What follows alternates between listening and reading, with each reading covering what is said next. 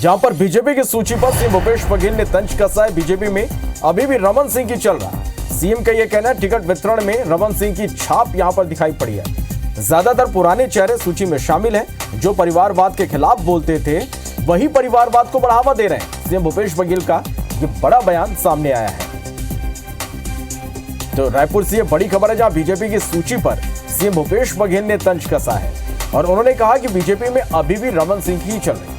Ticket वितरण में रमन सिंह की छाप दिखाई पड़ी और ज्यादातर पुराने जो चेहरे हैं वो इस सूची में शामिल हैं। जो परिवारवाद के खिलाफ बोलते थे वही परिवारवाद को यहां पर बढ़ावा देते नजर आ रहे हैं। सीएम भूपेश बघेल का ये बड़ा बयान है।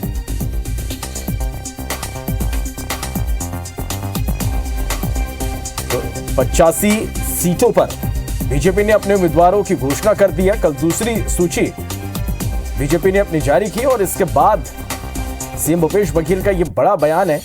और सूची को देखकर, सूची में नामों को देखकर सीएम भूपेश बघेल ने यह कहा कि बीजेपी में अभी भी रमन सिंह का चल रहा है। बीजेपी में अभी भी रमन सिंह का चल रहा है और जो पुराने चेहरे हैं उन्हीं को, ज्यादातर जो पुराने चेहरे हैं उन्हीं को मौका दिया गया है। वही चेहरे सूची में शामिल हैं। इसके साथ ही उन्होंने कहा कि जो परिवारवाद के खिलाफ बोलते थे वही परिवारवाद को बढ़ावा दे रहे हैं।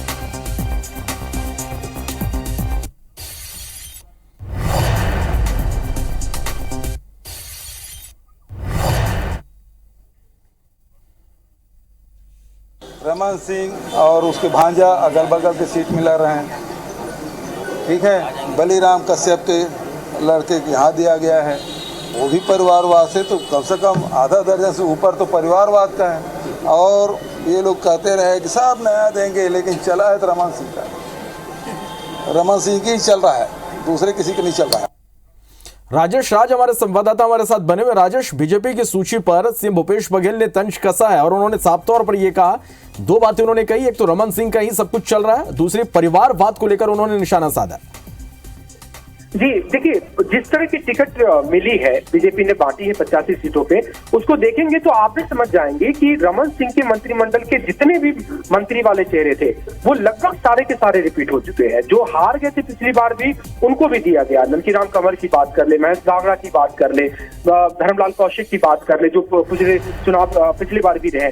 तो इस तरह के जितने सारे चेहरे हैं जो उनके मंत्रिमंडल के थे, उनकी टीम के थे, प्रेम प्रकाश पांडे हो, राजेश मूणत हो, बृजमोहन अग्रवाल हो, ये तमाम वो चेहरे हैं जो उनकी कैबिनेट में मंत्री थे।